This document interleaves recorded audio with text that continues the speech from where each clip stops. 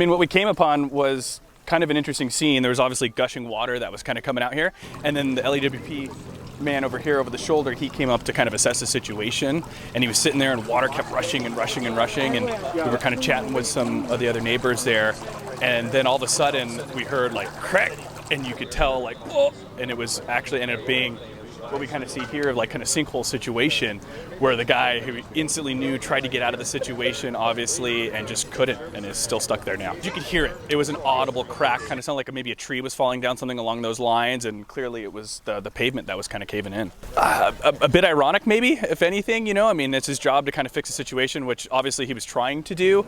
I think, unfortunately, though, you know, the amount of water that we have in the street was massive, and the truck got stuck. I was walking my dogs and detected a lot of water flow down one of the side streets. Seemed like maybe someone was emptying a pool, but as I walked closer to the main street, it became apparent that there was something much more serious happening. I'm not an expert, but it looked like there was a major water emergency, so I called emergency services.